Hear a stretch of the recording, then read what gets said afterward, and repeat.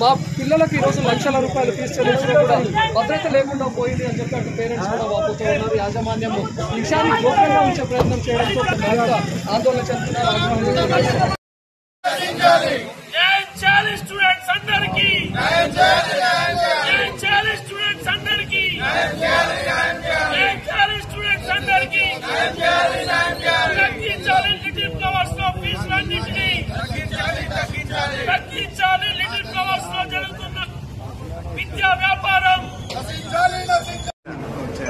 చిన్న అమ్మాయి